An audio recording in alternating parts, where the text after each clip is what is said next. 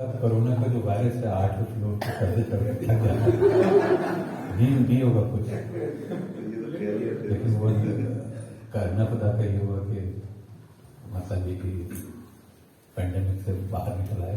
Pandemic हो गया था, मैंने भी ट्रीट कर, तो होने वाली चीज़ें हो जाती थी।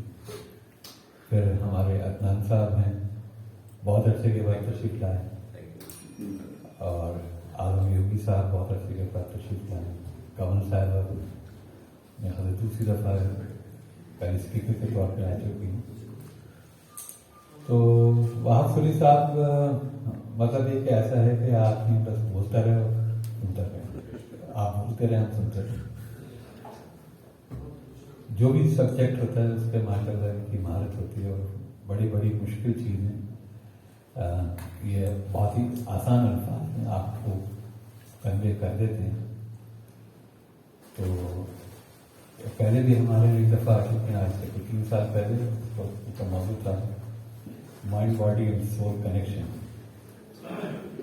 ना वो मौजूद तो इनका यह है कि स्पीकर हमने देखा है जो भी मौजूद है बोलते हैं वो अपनी मर्जी से ही।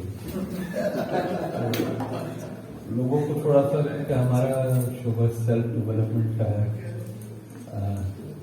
और मेडिटेशन, स्पिरिचुअलिटी, तो उसमें फिलॉसफी जो है ना वो कैसे दाखिल की जा सकती है ये आपको बताएंगे प्रोफेसर डॉक्टर वहाब सुरी साहब। आपकी ढेर सारी तारीफ।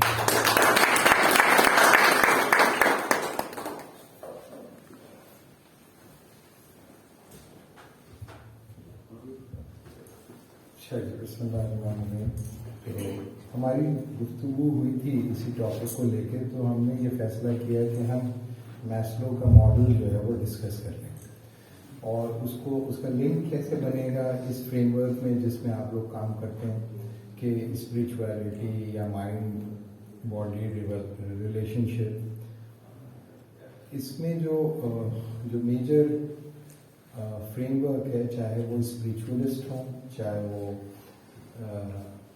मिस्टिक हों, चाहे माइंड बॉडी डुअलिज्म पे काम करने वाले लोग हों, इन सब का जो फंडामेंटल ऑब्जेक्टिव होता है वो सेल्फ एक्चुअलाइजेशन ही होता है। तो सेल्फ एक्चुअलाइजेशन चूंकि एक फंडामेंटल एरिया है जो कि ओवरलैप करता है स्पिरिचुअलिस्टों में, मिस्टिक्स में, और वो लोग जो कि माइंड बॉडी डुअलिज्म पे काम कर रहे हैं, इनमें सेल्फ एक्चुअलाइजेशन एक कॉमन डिनोमिनेटर है, और मैस्लो का मॉडल जो है उसको डील करता है। एक तो ये वजह है ताकि हम जब कोई बात करें तो जो ऑडियंस है उसका जो इंटरेस्ट है वो जो है कॉम्प्रोमाइज नहीं होना चाहिए। दूसरी वजह ये है कि जो हम लोगों ने इंफ्रास्ट्रक्चर डेवलप किया है, एकेडमिक इंफ्रास्ट्रक्चर है, सोशल इंफ्रास्ट्रक्चर है, जो डेवलप हो रहा है पिछले 60 साल से पोस्ट कॉलोनियल सोसाइटीज़ के अंदर, यानी कि हर सोसाइटी की मैं बात नहीं करता, पोस्ट कॉलोनियल सोसाइटीज़ के अंदर, जिसमें हमारे जो करीब लोग हैं वो हिंदुस्तान है और पाकिस्तान है, और अगर हम बांग्लादेश को भी शामिल कर लें तो कम से कम इन 3 के बारे में मैं पूरे कॉन्फिडेंस से ये बता सकता हूँ कि कम से कम जो इंस्टीट्यूशनल कंस्ट्रक्शन हो रही हैं वो मैस्लो के मॉडल को सामने रखकर हो रही हैं।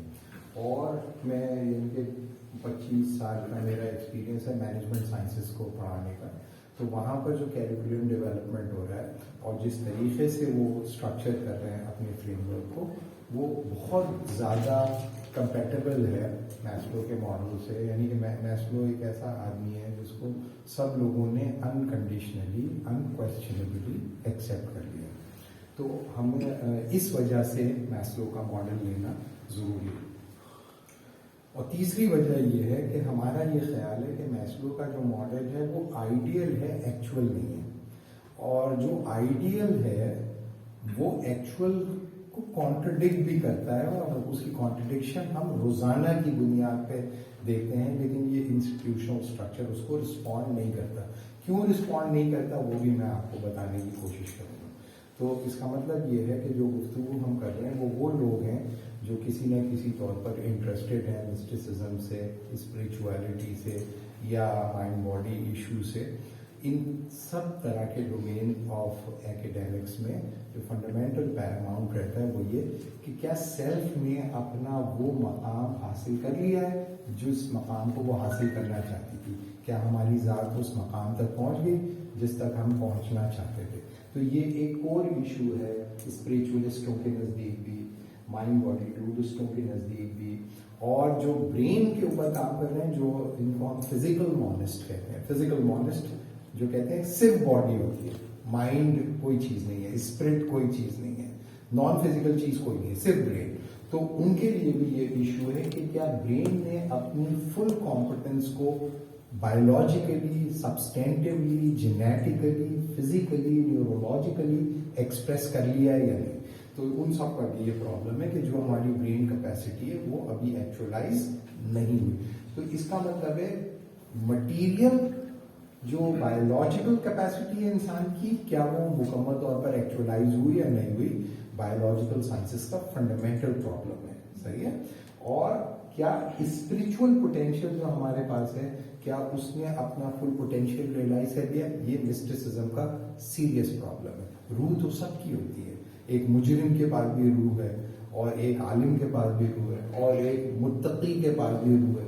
तो रूह ने क्या अपना वो रोल अदा किया एक मुजरिम के जिस्म में, जो कि मुजरिम को की स्पिरिचुअल कैपेसिटी थी, जाहिर है कि नहीं किया। तो सेल्फ एक्चुअलाइजेशन एक समझते हैं कि एक ऐसा वास्ट टॉपिक है जो कि अकोमोडेट कर लेता है तमाम डायनामिक्स को जो हो रही है।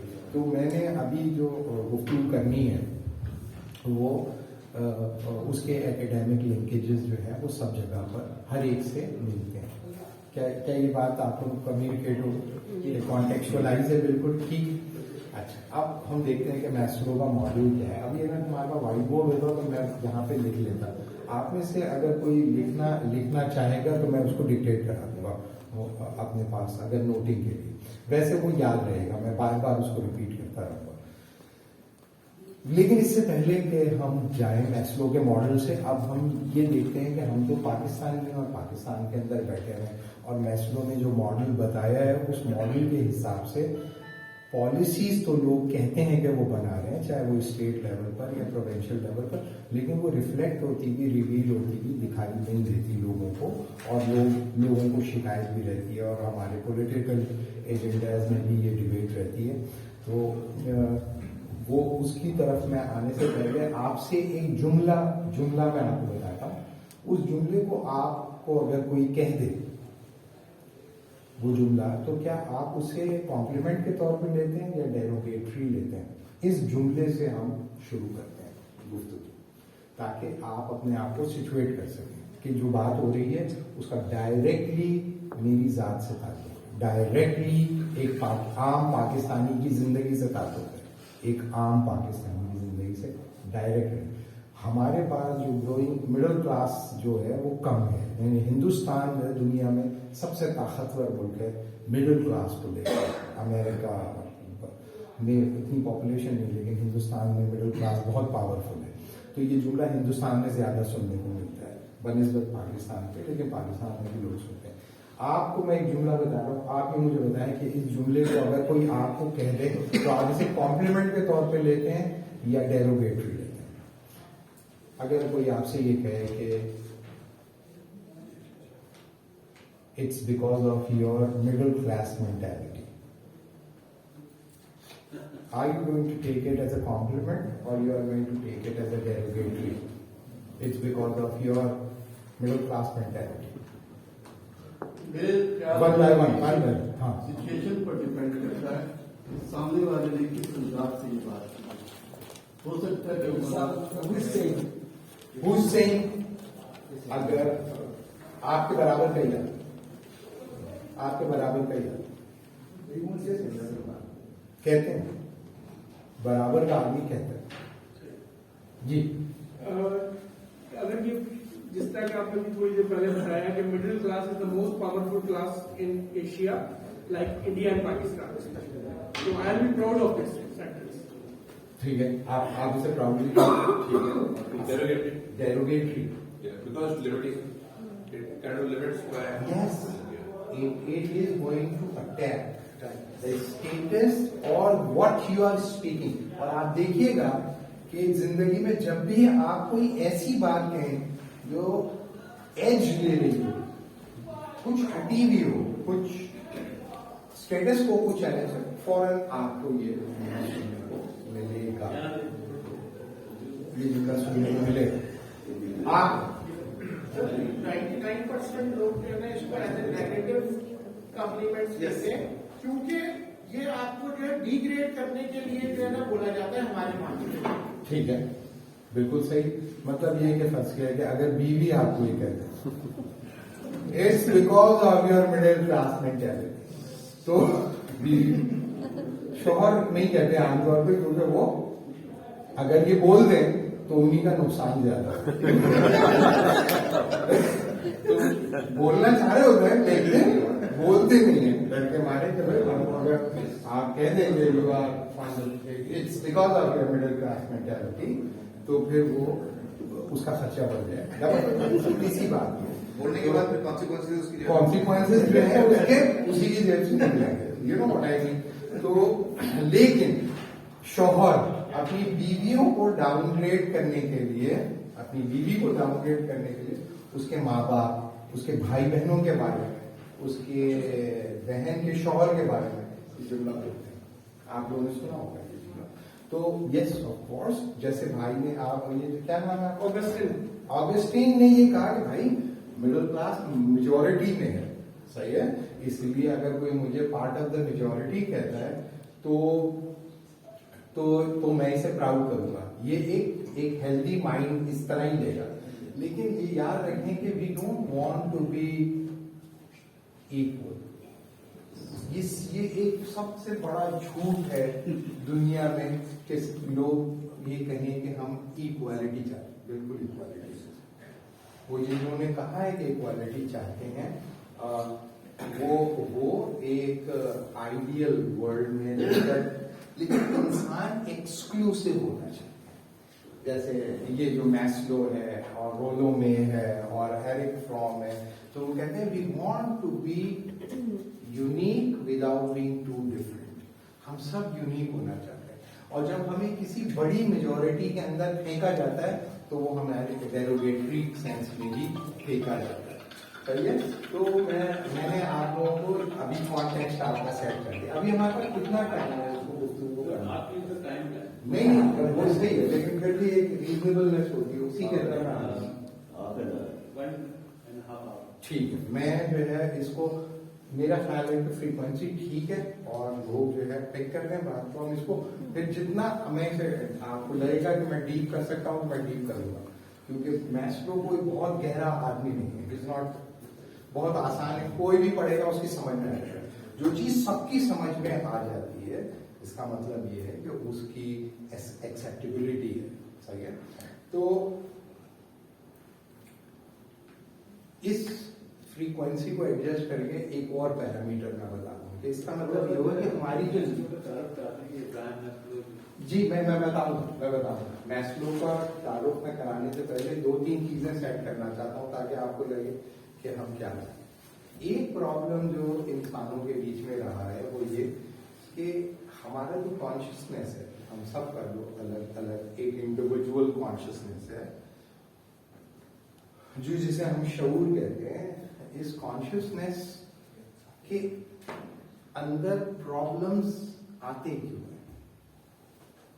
क्या कॉन्शियसनेस का स्ट्रक्चर इन इटसेल्फ प्रॉब्लमैटिक है या प्रॉब्लमैटिक नहीं है? सही है।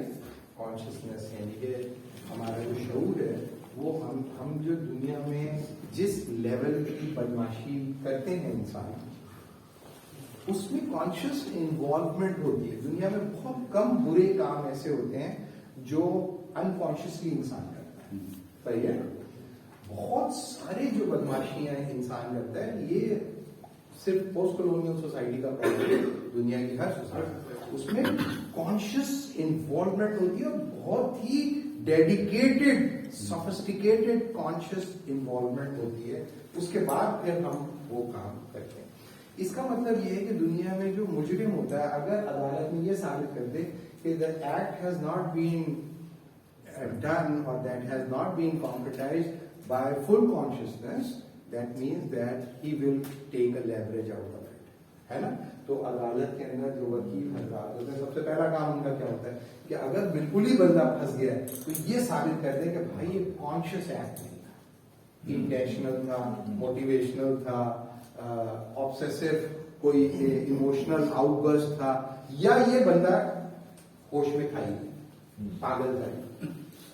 लेकिन अगर ये पता चल गया कि आपने किया है कॉन्शियसनेस में, कानून आपको नहीं छूटेगा, फिर आप गए काम से। तो इसका क्या मतलब है? इसका मतलब ये है कि बहुत कुछ दुनिया में जो हो रहा है वो कॉन्शियस इंटरप्ले से हो रहा है। दुनिया में बहुत कुछ जो हो रहा है वो कॉन्शियस इंटरप्ले से हो रहा है। तो इसका मतलब ये हुआ कि हम अपनी अच्छाइयों को तो कॉन्शियसली ओन करते हैं और हम अपनी बुराइयों को अनकॉन्शियसनेस के एक ब्लैक होल में फेंक के निकल जाते हैं। सियालकोट का वाकया सामने ही है। कोई भी जो वाकया भी आप देखें उसको फौरन लोग कहते हैं कि किसी ऑब्सेशन कोई चीज का नतीजा है और आउटबर्स्ट है, तो इसलिए हम ये, और ये इंडिविजुअल सतह से शुरू होता है ये मामला, और ये अक़वाम की सतह तक जाता है, रीजन्स की सतह तक जाता है, ग्लोब की सतह तक जाता है। तो इसका मतलब ये हुआ कि कॉन्शियसनेस को लोगों ने बहुत ही सीरियसली लिया, और कॉन्शियसनेस के जो प्रॉब्लम है, उसका जो स्ट्रक्चर है, उसकी जो फॉर्मेशन है, उसकी कॉम्पिटाइजेशन है, इसके ऊपर बेतहाशा काम हुआ। साइकोलॉजी के अंदर जो सबसे पहला बड़ा और सीरियस काम जो किया वो सिगमंड फ्रॉइड ने किया। सही? अब सिगमंड फ्रॉइड ने ये काम किया कि वो पहला आदमी है जिसने कॉन्शियसनेस को के बारे में ये कहा कि consciousness is just like a tip of an iceberg. It does not reflect or reveal your real personality, and actually the real personality lies in your unconsciousness. उसने कहा कि जिस तरह एक पहाड़ होता है, पहाड़ जब समंदर के अंदर होता है तो वो छुपा होता है, beneath the surface होता है, लेकिन बर्फ का एक छोटा सा टुकड़ा बाहर निकला हुआ होता है, जिसे कहते हैं टिप ऑफ एन आइसबर्ग. तो आइसबर्ग का जो असल ताकत होती है वो जमीन के नीचे होती है, वो तो छुपा हुआ है. लेकिन अगर आप एक जहाज में है पानी के, तो आप समझ रहे हैं कि सामने एक छोटा सा बर्फ का टुकड़ा है, लेकिन नीचे पूरा पहाड़ होता है और आपके जहाज को डुबो देता है. बिल्कुल इसी तरीके से फ्रॉइड ने ये कहा कि भाई real personality does not lies in your consciousness. The personality you are expressing, the ideas you are sharing, the behaviour you are revealing और कॉम्पिटाइजिंग, that does not reveal your real personality.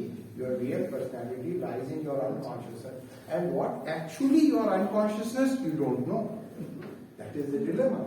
What actually the bad unconsciousness, according to Freud, unconsciousness is just like a hard disk of your computer.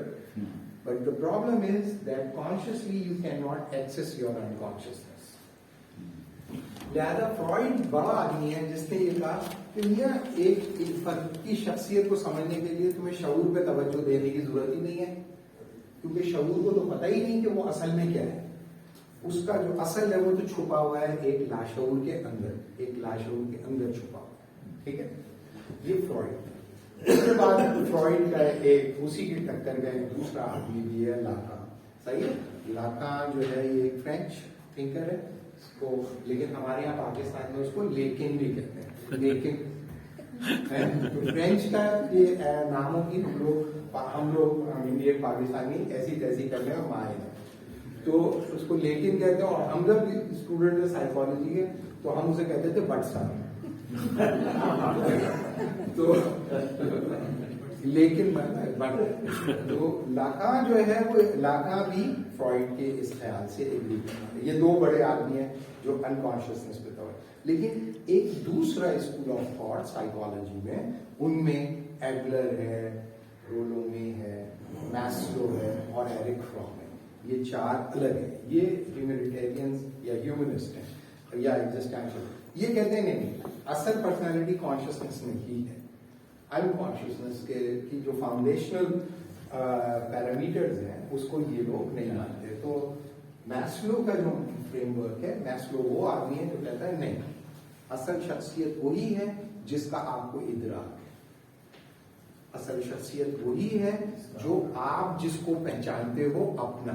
آپ کا جو اپنا ہے ذات کا پہلو آپ کے لیے کم از کم وہی ہم سچا مانیں گے آپ کو بیان کرنے کے لیے، کیونکہ آپ یہ بتائیں. ٹھیک ہے؟ تو اس کا مطلب یہ ہوا کہ جو انکانشیسنس کی سائڈ ہے، جیسے آپ لوگوں نے جو پڑھا ہوا ہے تو اس میں کچھ لوگوں نے انکانشیسنس وغیرہ کو لیتے ہیں، تو کم از کم میسلو کو انڈرسٹینڈ کرنے کے لیے انکانشیس موٹیویشن جو ہے یا انکانشیس فاؤنڈیشن جو ہے وہ فنڈامنٹلی امپورٹنٹ نہیں ہے. کانشیس فاؤنڈیشن، کانشیس موٹیویشن جو ہے وہ امپورٹنٹ ہے. لیکن جن لوگوں نے فرائڈ کو پڑھ لیا، چاہے وہ ایگری کریں یا ڈس ایگری کریں، انہیں کچھ نہ کچھ اس کا جواب دینا پڑتا ہے.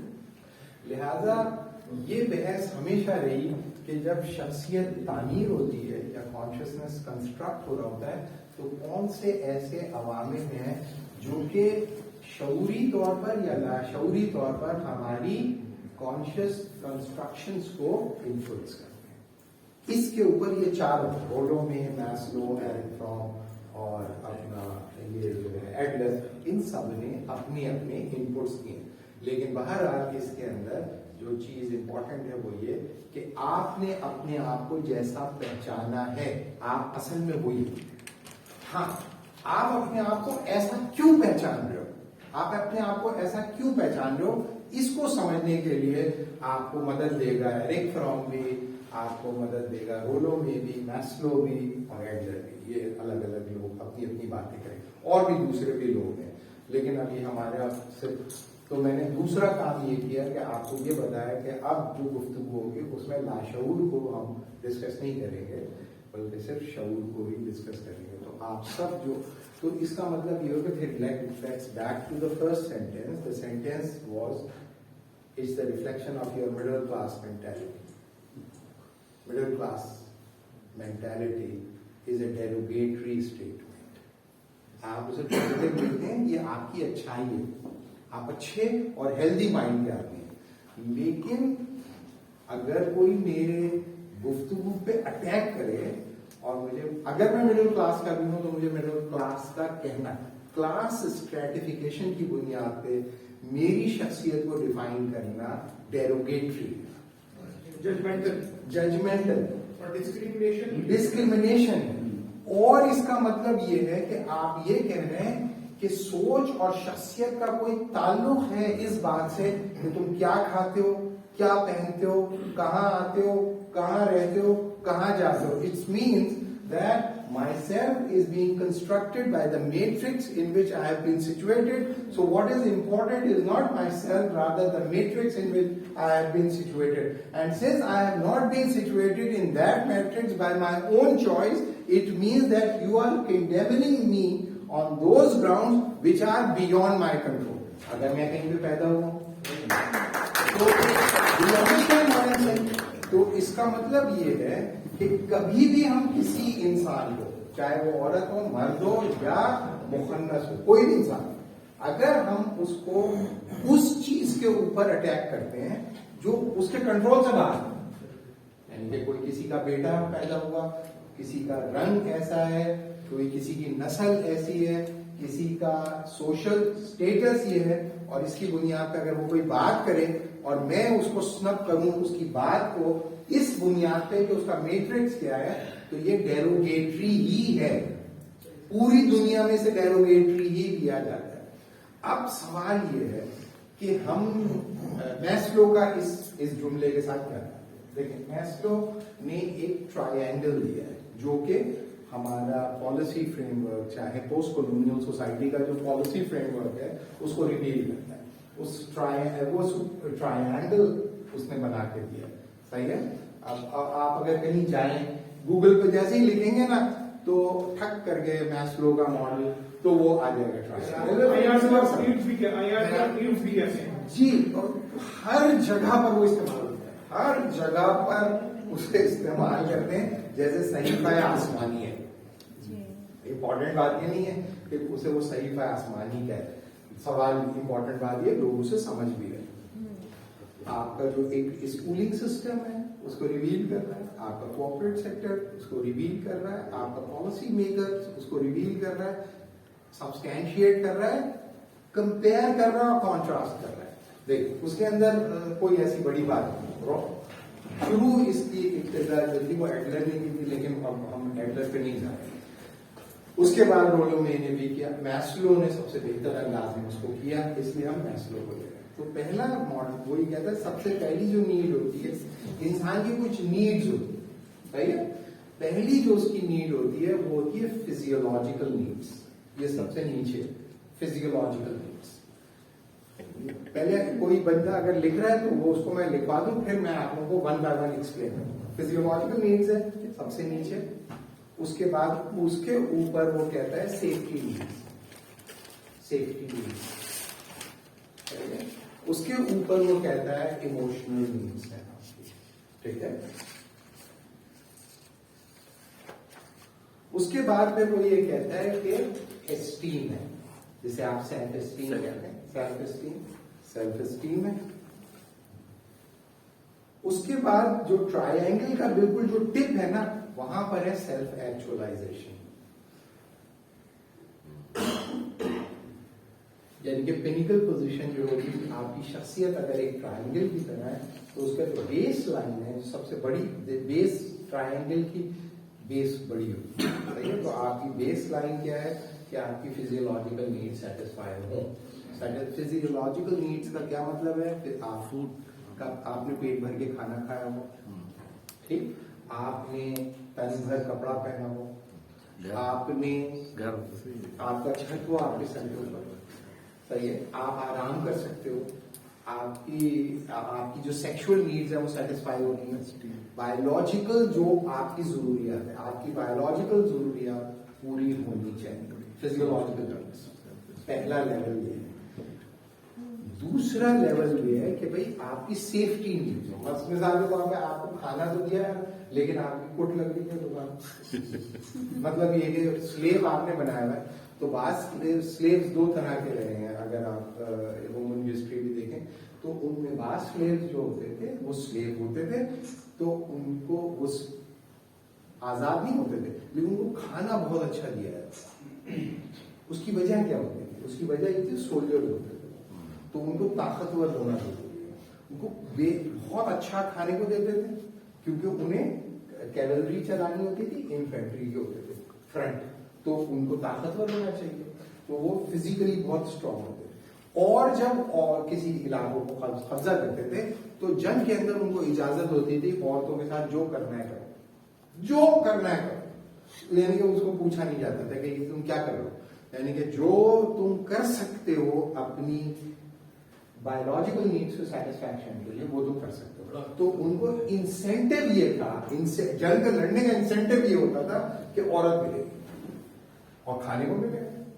तो जिस तरह प्लेटो कहता था कि भाई कुछ लोग होते हैं पेट से सोचते हैं, पेट से सोचते हैं. They think from their stomach. They are slaves. वो पेट से ही सोचते हैं. तो उनका पेट भरा हुआ पास, उनका ऊपर भी दिल खाली होता है, जज्बे उसपे इंपॉर्टेंट नहीं होता उनके लिए. और उनके लिए क्या होता है, उनकी खोपड़ी भी खाली होती है, ऊपर में कुछ नहीं होता, दोनों खिड़कियां खाली, सिर्फ पेट भर जाए बस. तो हमारे यहाँ कहते थे हैदराबाद में, पेट में पड़ेगा तो गुन करेगा. आपने देखा कुछ लोग गा रहे होते हैं, जिसका मतलब पेट भरा होता है. पड़ेगा तो गुन करेगा. तो लड़के जो होते हैं आमतौर पर हमारे यहाँ फैमिली में लड़कों को किस तरह देख रहे होते हैं कि कैसे बताएंगे लड़का ठीक है. तो लड़का खेल कूद रहा है, बस जिस तरह जानवर होते हैं, जैसे कुत्ता खेल कूद रहा है सेहतमंद है, जिस तरह लड़का खेल कूद रहा है ठीक है, खा रहा है ठीक है. अगर खाना छोड़ दे लड़का, जिस तरह कुत्ता खाना छोड़ बीमार है. क्यों? क्योंकि लोग समझते हैं कि हमारे जगह पेट से सोचना, आमतौर पर ऐसा समझते हैं. लेकिन बेटी के खाने या नहीं खाना मैटर नहीं करता, उसकी इमोशनल साइड, क्योंकि हार्ट उसका इफेक्टिव होता है. तो वो उसको देख रहे होते हैं कि खामोश तो नहीं, रो तो नहीं रही, you know what I mean. खावा अगर वो खाना नहीं भी खा रही तो भी कोई इतना सीरियस नहीं लेता उसको, यू नो. तो पहली चीज सेफ वो होगी. सेफ्टी नीड इसीलिए इंपॉर्टेंट है कि आप उसको सेफ है, अपने आप को क्या वो महफूज समझता है कि नहीं समझता. अगर वो अपने आप को महफूज नहीं समझता तो ठीक है, उसकी फिजियोलॉजिकल नीड तो है सेटिस्फाइड, لیکن وہ اپنے آپ کو اپنے مستقبل کو محفوظ نہیں سمجھتا. تو میسلو کہتا ہے کہ پھر اس کی شخصیت کی تعمیر متاثر ہو جائے گی. مثال کے طور پہ آپ جو ہے وہ یہ سوچتے رہیں کہ میں اچھا کھا تو رہا ہوں, اچھا پہن تو رہا ہوں, میرے سر پہ چھت, لیکن میرا کوئی مستقبل نہیں ہے, میرے بچوں کا کوئی مستقبل نہیں ہے. پتہ نہیں کل کھانے کو ملے گا نہیں ملے گا, آج تو مل گیا, کل ملے گا نہیں ملے گا. یعنی کہ وہ غیر محفوظ سمجھتا ہے اپنے آپ. آپ نے دیکھا تو پوسٹ کولونیل سوسائٹیز ادھر سے بھاگنا چاہتی ہے. وہ اس لیے نہیں بھاگ رہی کہ وہ کھا نہیں رہے, جو کھا رہے ہیں نا وہی بھاگ رہے ہیں, جو بھوکے ہیں وہ نہیں بھاگ رہے. یاد رکھیں, صحیح بات. جو ایفلوئنٹ سوسائٹیز میں جا رہے ہیں وہ بھاگتے کیوں ہیں؟ یعنی کہ ایک آدمی ہے جو اربوں روپے کی اس کی پاس پراپرٹی, وہ امریکہ جا کے ایک تھرڈ کلاس علاقے میں کیوں رہ رہا ہے بھائی؟ یہاں پر بادشاہوں کی طرح سیفٹی نیڈ سیٹسفائی, وہ کہہ رہا ہے کوئی چھین لے گا میرے سے, پاکستان بینکرپٹ ہو جائے گا, میں تباہ ہو جاؤں گا, میرے بچوں کو کوئی گولی مار دے گا, کوئی رینسم لے لے گا, کوئی مجھے اٹھا لے گا, نیب آ جائے گا. یہ نا سیفٹی نیڈس. تو سیفٹی نیڈس کی ڈائنامکس بڑی ہے, لیکن میسلو نے جو سیفٹی نیڈس دکھائی ہیں وہ بڑی سمپل ہے کہ گھر میں بچے کی پٹائی تو نہیں ہو رہی, باپ زیادہ سختی تو نہیں کر رہا, تشدد تو نہیں ہو رہا معاشرے کے اندر, ڈسکرمنیشن تو نہیں ہو رہی اس کے رنگ کی وجہ سے, نسل کی وجہ سے, اس کی جینڈر کی وجہ سے, یہ تو نہیں ہو رہا. تو بہرحال میسلو نے اس کو بڑا سمپل لکھایا, اور ہمارے جو پالیسی میکر ہیں اس کو اتنا ہی سیفٹی نیڈس کو یہ کہتے ہیں, چاٹا تو نہیں کھایا جائے, پٹائی تو نہیں کر دی آپ نے, یہ اس لیول پہ وہ سوچتے ہیں. سیفٹی نیڈس ہو گئے. اس کے بعد پھر آپ کی ایموشنل نیڈس ہوتی ہے کہ انسان یہ چاہتا ہے کہ اس سے محبت کی جائے.